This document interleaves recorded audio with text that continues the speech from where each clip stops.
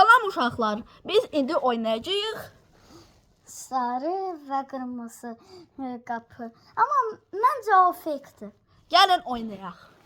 İndi oynayırıq. Davay sən tutan. Yox, sən uzanın. Məndə kangidori var. O mənimdir. Gəl.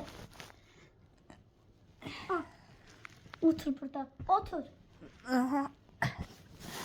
Bilməm uşaqlar, siz mənə gülürsünüz və Fuadı. Ancaq heç nə. Məni tez dur qıza.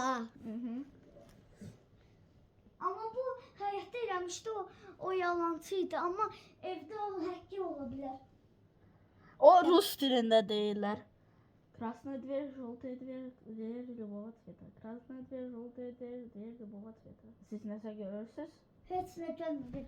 Вот bildiniz? Gördünüz, yalancıdır. Oy.